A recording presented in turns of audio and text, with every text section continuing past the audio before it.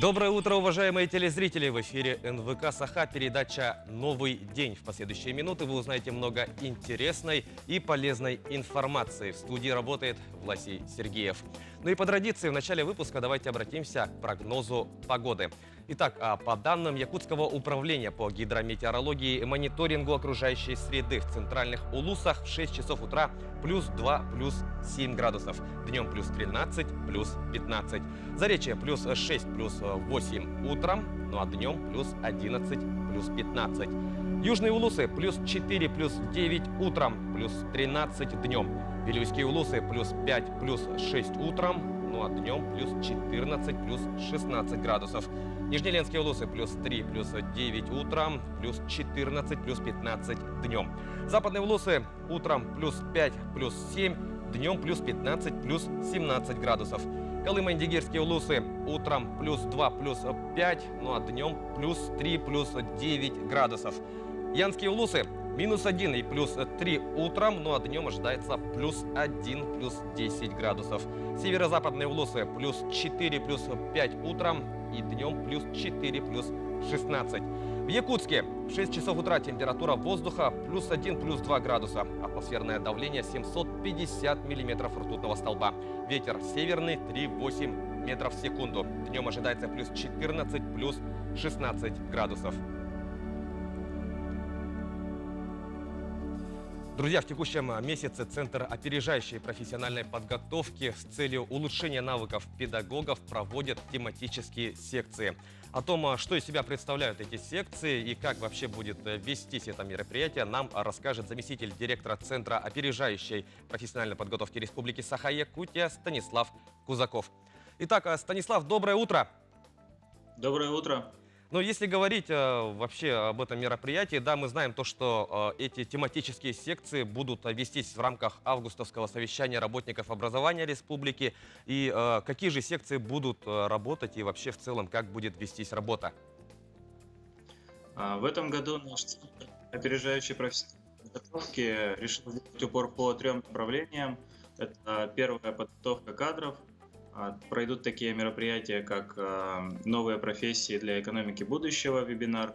Далее это подготовка образовательных программ в дистанционном формате. Здесь можно выделить вебинар по конструктору компетенций, то есть очень гибкие образовательные программы. И также это цифровая трансформация. Это эмоциональное благополучие в цифровой среде и большие данные в образовании. Коллеги поделятся своим опытом, приглашено большое количество экспертов, эксперты агентства стратегических инициатив, эксперты агентства по развитию человеческого капитала на Дальнем Востоке, Университет 2035, ну и многие другие. Будет очень здорово, интересно. Приглашаем всех посетить мероприятие. Ну вот мы видим то, что много направлений, да, действительно предстоит очень объемная работа. А кто может принять участие вот в этих вебинарах, секциях? В этих вебинарах могут принять участие любой желающий. Вся информация доступна на сайте Министерства образования и науки Республики, также на нашем сайте. Можете заходить, регистрироваться. Ну, Станислав, я знаю то, что, вот, если я не ошибаюсь, да, вы будете курировать именно вот направление «Большие данные в образовании». Вот, что будет обсуждено в этом вебинаре, в рамках этого вебинара? В рамках этого вебинара пойдет речь о цифровизации в сфере образования в целом, о цифровых компетенциях, а также о новых практических методиках, которые можно применить для улучшения качества образования и вообще в целом для цифровизации в сфере образования. Например, в Центре опережающей профессиональной подготовки сейчас активно внедряются инструменты Education Data Engineering, так называемый инженер данных в образовании. Это некая надстройка над образовательными программами, которая помогает непрерывно улучшать эти программы. Вот, с использованием именно цифровых инструментов и инструментов аналитики. Ну вот, затронули мы тему, да, вот инженера данных в образовании, но в целом действительно очень в развитии любой сферы очень важно вот развитие технологий, да. Вот расскажите, пожалуйста, о цифровой платформе вот Центра опережающей профессиональной подготовки. Наша цифровая платформа, она как бы отражает нашу деятельность по 3 основным направлениям. Это аналитика, мониторинг рынка труда, выявление проблем на рынке труда, ну и вообще востребованности кадров. Мы стараемся всегда немножко заглянуть в будущее и посмотреть, какие кадры будут востребованы, чтобы начать их подготовку уже сейчас. Также это, конечно же, образовательные программы в дистанционном формате, в основном это короткие программы, опять же, вот с использованием конструктора компетенций, который дает очень гибко построить образовательные программы. И это, конечно же, профориентация. Ну вот мы знаем то, что будет вестись это мероприятие на протяжении всего августа, да, как мы знаем. Вот как же вот желающим подключиться к работе вот этих секций этого мероприятия? Все ссылки на подключение доступны на сайтах Министерства образования Республики и на нашем сайте cop14.ru. Очень легко найти в поисковике. Да, и также ну, в наших социальных сетях можно все это обнаружить. Да, ну что ж, Станислав, большое спасибо, что приняли участие в нашем разговоре. Мы желаем вам доброго дня и, конечно же, успешного проведения вот всех этих вебинаров, секций по всем направлениям. Спасибо и вам. Ну что ж, друзья, мы идем далее, и после короткого ролика мы вернемся к эфиру и продолжим наш разговор. Ну что ж, переступаем к следующей теме, друзья. Любому человеку важно знать, как правильно оказать первую помощь человеку, пострадавшему в чрезвычайной ситуации. Ну и как у нас известно, помимо медицинских процедур, очень важно оказать пострадавшему допсихологическую поддержку. То есть поддерживать в хорошем расположении духа пострадавшего до прибытия профессионалов. И вот в грядущем блоке мы обсудим, что же такое допсихологическая поддержка и как ее правильно оказать. С нами выйдет на связь педагог-психолог Анатолий Кузьмин, специалист в этой сфере. Ну и, собственно, мы обсудим, как же правильно оказать допсихологическую помощь. Итак, наш гость с нами на связи. Итак, Анатолий, доброе утро. Доброе утро. Ну что ж, если говорить, да, вот что же такое допсихологическая поддержка, мы знаем то, что учить этому вы будете в рамках проекта под названием «Научись спасать жизнь». Вот расскажите об этом проекте и как будет вестись работа. Так, что такое допсихологическая помощь, да? При наличии определенных навыков и знаний оказать экстренную допсихологическую помощь пострадавшему человеку может каждый. Это, получается, система приемов, которая позволяет людям, не обладающим психологическим образованием, помочь себе и окружающим в экстремальных ситуациях. То есть, будь это ДТП, будь это пожар, будь это любые ЧСки. Да, ну и как, собственно, вот оказать, допустим, вот человек в стрессовой ситуации, да, возьмем пример ДТП, да, человек, конечно же, находится в стрессе, и что нужно сделать в первую очередь? Есть некоторые правила, которые нужно знать любой человек. То есть пострадавшие люди могут находиться в особом психологическом состоянии и не всегда могут самостоятельно справиться с собственными эмоциями. Часто реакции на ситуации могут быть таковы, что человек становится способным причинять вред себе и окружающим. Такого рода реакции называются острые стрессовые реакции. То есть нужно понимать, что это нормальная реакция на ненормальные для человека обстоятельства. Есть несколько человек может находиться в оглушенном состоянии, в состоянии тревоги, гнева, страха, отчаяния, да? Могут быть даже двигательные возбуждения, апатия, ступор, нервную дрожь могут впасть. Это самая нормальная реакция в этом случае, это плач. Ну, действительно, нужно быть готовым, да, к тому, что человек, которому вы хотите помочь, может проявить какую-то агрессию, да, ведь действительно человек находится в стрессовом состоянии. Вот как же помочь справиться человеку вот с этим состоянием? Так, самое главное, это у нас что? Нужно быть с ним рядом. Получается, во время истерики, например. Мгм. Человек вот кричит в таком состоянии, в возбужденном состоянии. Что нужно сделать? Нужно его взять в другое место, куда никого нету, зрителей. То есть Мгм. удалить от зрителей такой человек может очень заразительная истерика, например. То есть такому человеку нужно потакать, постарайтесь отвлечь такого человека, да, проявляйте спокойствие, не демонстрировать пострадавшему сильных эмоций. Мгм. Во время агрессии, например, человек может быть в гневе, например, да. В таком случае нужно сначала обеспечить себе безопасность. Если вы считаете, что такому человеку лучше не подходить, то лучше не подходите, потому что он может навредить и себе, и вам. Мгм. Поэтому нужно позвать кого-то на помощь, например, медиков, либо пожарных, например.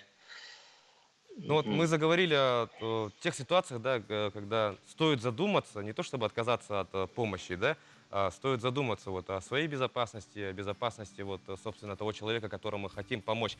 Какие еще вот ситуации есть, вот, когда стоит еще раз подумать, да, вот, например, при оказании первой медицинской помощи, вот важно же учесть все обстоятельства, например, если есть угроза и своей жизни, то вот эксперты же советуют не помогать в таком случае. Вот, что касается до психологической помощи, какие еще ситуации есть? Если вам неприятно, да, например, общаться с таким человеком, либо вы не уверены в своих силах, то самое главное правило – это не навредить. Мгм, Поэтому лучше, если вы не уверены, то лучше не подходить мгм. к такому человеку и не постараться помочь. А вот насколько важно вообще вот оказывание вот до психологической поддержки, да, вот, например, если у человека нету возможности, да, ее получить, и чем это чревато вот для пострадавшего в чрезвычайной ситуации? Мгм. Если не помочь человеку, то это может продлиться, наоборот, ухудшиться, да? Человек может впасть в стресс, например, или же вообще какие-то у него могут быть, начаться проблемы со здоровьем.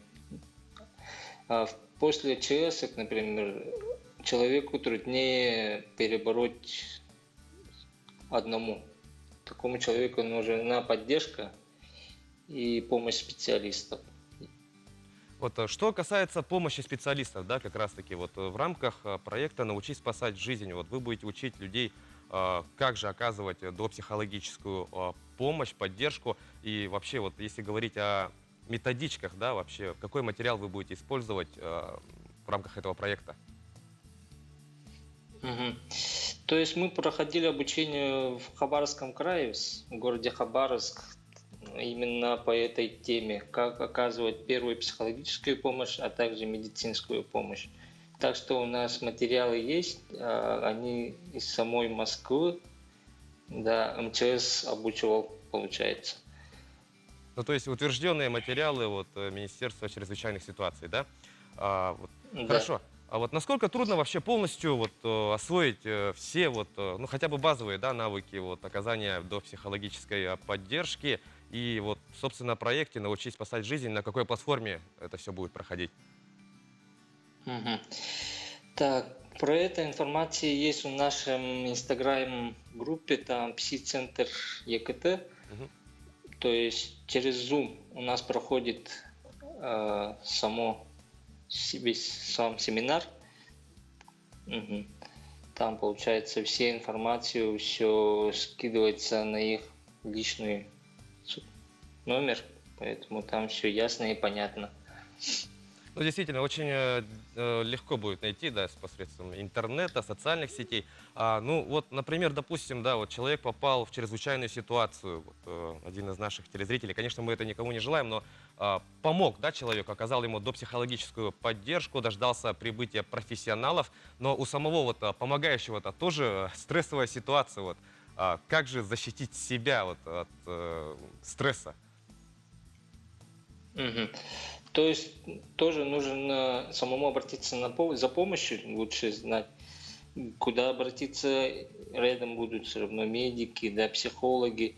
лучше потом обратиться к ним. Во время чесок все равно подходят психологи, также спасатели, потом обратиться лучше к ним. И главное – отдых. Нужно поспать, нужно выпить воды. Получается, такие вот. Ну и этот проект, он будет продлен до какого числа, как я знаю, вроде в течение августа, да? Да, мы проводили этот проект весь месяц. И там у нас еще очень много проектов. Вы можете ознакомиться на сайте Пси-центра ЕКТ и можете тоже записаться, если вам какой-нибудь проект понравился. Мгм. Ну, хорошо, Анатолий, спасибо большое, что приняли участие в нашем разговоре. Мы желаем вам успехов в реализации данного проекта и очень надеемся, что действительно вы благодаря этому проекту поможете многим людям. Ну что ж, Спасибо. друзья, мы идем далее. Спорт продолжает потихоньку возвращаться к привычному режиму, а это значит, нам есть о чем вам рассказать. Как вы уже догадались, мы переходим к традиционной нашей рубрике. Мы подготовили обзор спортивных новостей. Давайте посмотрим. Футбольный клуб «Бавария» стал победителем Лиги чемпионов. В финале турнира, который прошел в Лиссабоне, немецкая команда со счетом 1-0 обыграла французский ПСЖ. Единственный мяч на 59-й минуте встречи забил Кингсли Коман. Для «Баварии» эта победа в Лиге чемпионов стала 6-й в истории. По этому показателю клуб делит 3-е место с английским Ливерпулем. Таким образом, «Бавария» как победитель Лиги чемпионов сыграет в Суперкубке УЕФА, где ей будет противостоять испанская «Севилья», выигравшая Лигу Европы. Российский боксер Александр Поветкин назвал нокаут в поединке против британца Дилиана Уайта лучшим в карьере. Также 40-летний спортсмен отметил, что готов боксировать с любым соперником и что не думает о завершении карьеры. Напомним, Поветкин выиграл у Уайта техническим нокаутом в 5-м раунде и завоевал временный титул чемпиона мира по версии Всемирного боксерского совета в супертяжелом весе. Благодаря этой победе он стал обязательным претендентом на титул чемпиона мира по версии WBC, которым в настоящее время владеет британец Тайсон Фьюри. Теперь в активе россиянина 36 побед при 2 поражениях и 1 ничье. Россиянка Вероника Кудерметова выиграла у 3-й ракетки мира Каролины Плишковой из Чехии в матче 2-го круга турнира женской теннисной ассоциации. Встреча завершилась со счетом 7-5, 6-4. В 3-м круге 23-летняя россиянка сыграет с победительницей матча между француженкой Кристиной Младенович и бельгийкой Элизе Мертенс. Кудерметова занимает 41-е место в рейтинге WTA. Она ни разу не побеждала на турнирах под эгидой этой организации. На турнирах серии Большого шлема лучшим достижением россиянки является выход в 3-й раунд открытого чемпионата Франции. Перейдем к событиям нашего региона. Бегунья Наталья Леонтьева стала бронзовым призером чемпионата России. Об этом сообщает «Спорт Якутии». Соревнования прошли в Смоленске. Якутянка финишировала 3-й в забеге на 10 тысяч метров, показав результат 33 минуты 22,68 секунды. Первую линию финиша пересекла победительница чемпионатов Европы в помещении Елена Коробкина с результатом 32 минуты 56,53 секунды. Наталья Леонтьева является мастером спорта международного класса, входит в состав сборной России. В ее активе имеются медали различных соревнований всероссийского и международного масштаба. В Якутске спортивные комплексы и бассейны готовятся к открытию. Как сообщает «Спорт Якутии», в больших объектах, таких как «Триумф», «Дохсун» и «Мадун», планируется установить стационарные тепловизоры. В более компактных учреждениях температура посетителей будет измеряться бесконтактным термометром. Также отмечается, что в первые 2 недели после открытия в спорткомплексах будут работать медики. Напомним, в данный момент разрешена работа открытых спортивных площадок, стадионов и тренажерных залов при условии соблюдения расстояния между посетителями не менее. Друзья, продолжаем тему спорта. Компьютерные игры давно перестали быть просто развлечением. Состязания по киберспорту уже давно официально признаны мировым спортивным сообществом. По киберспорту у нас проводятся большие международные турниры, которые имеют хорошие призовые. Также у нас идут разговоры даже о том, что киберспорт в скором времени может быть включен в программу Олимпийских игр. О том, как у нас киберспорт развивается в Якутии, нам расскажет председатель Федерации компьютерного спорта Республики Саха-Якутия Баир Дамдинжапов. Баир, доброе утро! Доброе утро! Ну что ж, мы знаем то, что действительно у нас киберспорт это уже давно не развлечение, да, это серьезные дисциплины, по которым проводится множество соревнований, в том числе и у нас в республике. Вот расскажите о становлении и развитии Федерации компьютерного спорта вот Якутии. Ну, наша федерация основана очень давно Арсеном Томским. Мы одна из первых организаций, которая существует в России. В последнее время идет очень активный рост, что от наших игроков, что вообще индустрии в целом. И мы ощущаем прям огромный прирост и интерес в сторону киберспорта. И в прошлом году у нас очень хороший прогрессивный министр спорта Иннокентий Юрьевич. Благодаря общим усилиям мы провели множество мероприятий. Нам удалось провести на четвертой спартакиаде трудовых коллективов соревнования по киберспорту. Мы провели киберфестиваль крупный. Мы провели первый лагерь прям полного погружения компьютерного спорта в Якутии. Это вторая практика вообще в целом в России. Мы постоянно проводим соревнования, отборочные этапы на Кубок России, на Чемпионат России. Интерактивный футбол сейчас очень сильно стал развиваться, потому что мы начали двигаться совместно уже с футбольным союзом, проводим сообща соревнования. Ну и, в принципе, мы сейчас уже развиваемся по всей территории республики. У нас есть отделения в Жиганске, в Мирном, Нерюнгри, Усть-Алдан. В этом году жалко, пандемия маленькая, меньше мероприятий, но мы все равно множество мероприятий провели онлайн, нам ничего не мешает. В принципе, как-то так. Ну, я думаю, да, действительно, из федерации, да, которые касаются спорта, меньше всего, наверное, вы пострадали, да, вот, ну, относительно, конечно. Но если говорить вот о соревнованиях, которые проводит федерация, вот, какие дисциплины у нас основные, вот, FIFA, Counter-Strike, вот, по каким играм проводятся основные турниры вашей федерации? Но у нас в Якутии так задалось, что все знают, что у нас самые суровые кейсеры. Почему-то в Counter-Strike у нас очень любят поиграть и добиваются хороших результатов. Вторая по охвату идет Dota 2.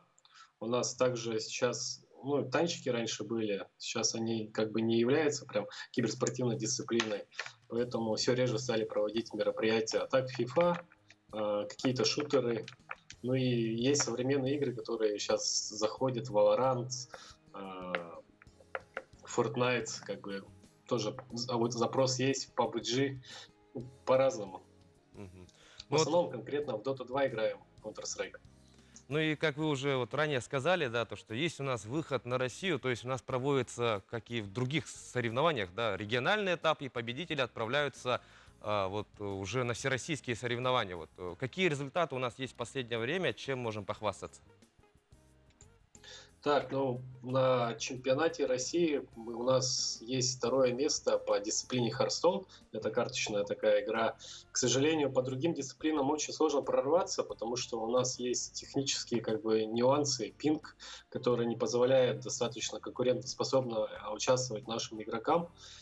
Поэтому мы сейчас, наверное, будем думать, что делать в следующем году, потому что, вот, допустим, мы провели республиканские соревнования по интерактивному футболу, и наш участник очень серьезно играет, но из-за пинга 120-140 он, к сожалению, не смог попасть выше по сетке. Поэтому для нас это очевидная проблема, которую нужно решать. Какой-то механизм надо придумать того, что трансфер игроков на соревнования должен быть в Москву, наверное, чтобы они играли уже на равных условиях. Ну да, действительно, как я помню, молодого человека звали Ренат Байсов, да? Вот победителя. Вот. Так, ну, Как я помню, да, Константин звали. Никонов был по... Мгм. И вот Ренат действительно Баишев, это есть у нас проблема по футболу, по с футболу. пингом, да, вот, и есть решение вот действительно отправиться, да, в Москву и там уже играть. Ну, хорошее решение, ну, действительно. А вот если говорить, да, вот о турнирах, вот, которые были проведены в режиме онлайн, вот из-за пандемии, да, действительно не было возможности собрать, ну, там, 30-40 человек в одном зале, да, и сейчас вот ближайшие соревнования, я как подозреваю, тоже пройдут, ну, в онлайн режиме, и какое мероприятие вот грядет? Так, ну у нас вообще развивалось, получается, поэтапно все. Сначала мы проводили республиканские мероприятия, типа Кубка России, Чемпионата России. Потом мы в прошлом году начали активно развивать студенческую лигу. Нам хорошо в этом вопросе помогает СФУ, потому что они создали на базе своего института свой ПОС, как бы киберспортивный. И сейчас мы хотим анонсировать уже школьную лигу. Мы недавно подписали трехстороннее соглашение с Алексеем Клементьевичем, это начальник управления образования города Якутск, и с Натальей Николаевной, это директор детского подросткового центра. И мы анонсируем школьную лигу, которая будет проходить, скорее всего, в конце сентября. И это также является этапом для школьной лиги Российской Федерации, получается. Да, вот, по каким дисциплинам вот, будут проходить соревнования в школьной лиге? Планируем, что будет Counter-Strike, Dota 2, интерактивный футбол, FIFA. Также там будут смежные дисциплины. Это игра Go, получается, как китайские шашки.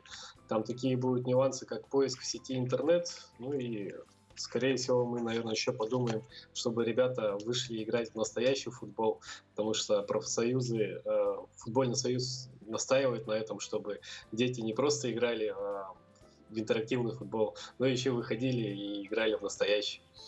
Ну, у нас в университете действительно знают, как играть в настоящий футбол, да, являются они призерами и победителями всероссийских соревнований.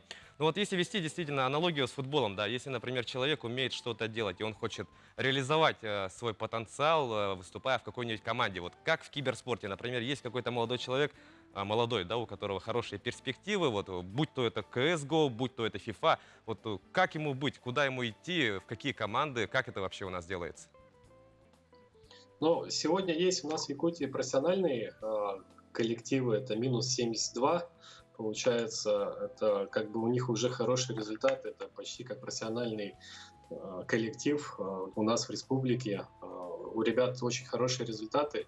К сожалению, пока таких успешных как бы мало, действительно, коллективов, которые какие-то занимали хорошие призовые места на мировых чемпионатах. Но мы потихоньку идем к этому. Мы сейчас продумываем действительно, чтобы сделать какой-то социальный лифт среди геймеров, потому что мы сейчас общаемся уже с крупными организациями, ну, хотя бы с тем же Virtus.pro, что мы можем какой-то кадровый резерв для них готовить, талантливых игроков фиксировать и направлять, и рекомендовать.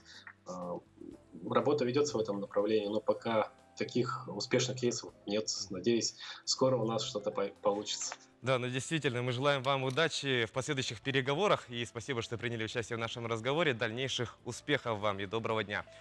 Ну что ж, телезрители, Спасибо. на этом новый день подходит к своему завершению. Напомним, что в сентябре у нас стартует школьная лига по компьютерному спорту. Доброго вам дня!